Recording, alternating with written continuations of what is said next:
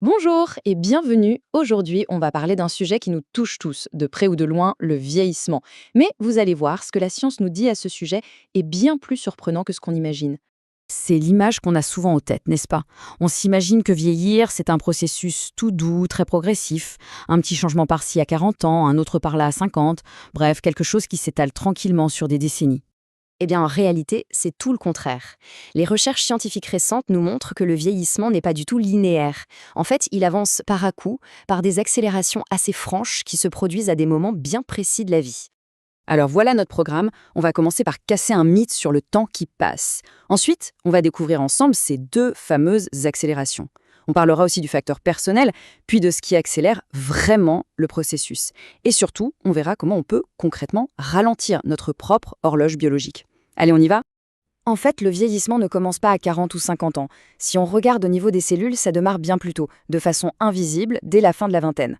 Ce qu'on remarque, nous, c'est autre chose. C'est le moment où le corps commence à avoir un peu plus de mal à se réparer aussi vite qu'avant, et c'est là que les premiers signes visibles apparaissent. Alors, c'est quoi ces premiers signaux? Eh bien, ça peut être une fatigue qui traîne un peu plus longtemps, des petites douleurs qui s'installent, une digestion qui devient plus capricieuse, un sommeil moins réparateur, ou encore la peau qui marque plus facilement. Le point important à comprendre ici, c'est que tout ça est parfaitement normal. C'est juste le corps qui nous dit « Hey, j'ai besoin d'un peu plus de temps pour récupérer maintenant ». Bon, entrons dans le vif du sujet. Il y a eu une étude absolument majeure, publiée dans la très sérieuse revue Nature Aging, qui a vraiment changé la donne. En analysant des milliers de personnes, les scientifiques ont fait une découverte de taille. Le vieillissement ne se fait pas en continu. Et pour vous donner une idée de l'ampleur du travail, ils ont regardé en détail le fonctionnement de 11 organes différents. Ils ont aussi mesuré les niveaux de près de 4000 protéines dans le sang, qui sont en fait des marqueurs de notre état de santé interne. Et tout ça sur des milliers et des milliers de participants. Autant dire que les résultats sont solides. Et la conclusion, elle est sans appel. Le vieillissement biologique fait deux grands sauts. Le premier se produit aux alentours de 44 ans et le second autour de 60 ans. On ne parle pas de petits changements, mais de véritables bascules biologiques. Alors, qu'est-ce qui se passe concrètement pendant ce premier saut vers 44 ans?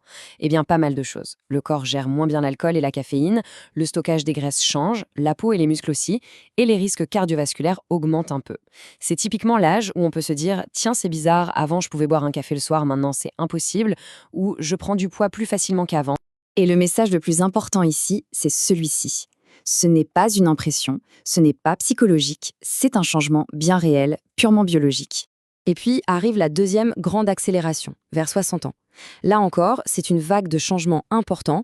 La gestion des sucres devient moins performante, le système immunitaire et les reins fonctionnent un peu différemment, l'inflammation générale a tendance à augmenter, la perte musculaire s'accélère, bref, le corps devient globalement plus sensible aux excès et met plus de temps à se défendre contre les infections.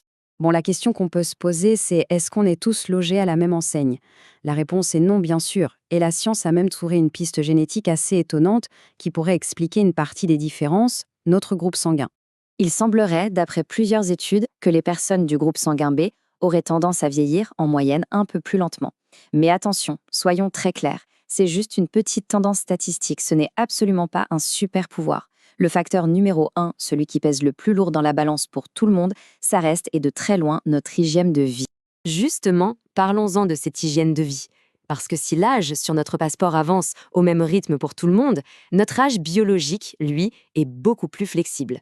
Et toutes les études pointent du doigt les mêmes grands ennemis qui le font grimper en flèche. Les voici les principaux coupables.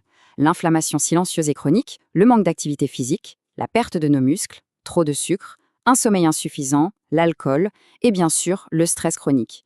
Tous ces éléments nourrissent ce qu'on appelle le stress oxydatif qui, pour faire simple, abîme nos cellules jour après jour. La très bonne nouvelle, c'est qu'on a la main sur chacun de ces facteurs. Et c'est là que ça devient vraiment passionnant. Parce que si on peut accélérer son vieillissement, ça veut dire qu'on peut aussi le freiner. Et les leviers les plus efficaces sont en fait assez simples et surtout accessibles à tout le monde. Qui sont nos meilleurs alliés? Bouger tous les jours, faire ce qu'il faut pour garder ses muscles, manger des aliments bruts et moins transformés, limiter le sucre, bien dormir, apprendre à gérer son stress. Et deux choses qu'on oublie souvent, cultiver ses amitiés et sa vie sociale et continuer à apprendre à stimuler son cerveau. C'est cet ensemble d'habitudes qui permet de faire baisser son âge biologique, même si l'âge civil, lui, continue son chemin. Au fond, il faut peut-être changer notre regard sur le vieillissement. Ce n'est pas une fatalité contre laquelle on ne peut rien. C'est plutôt comme un langage. Notre corps nous envoie constamment des signaux.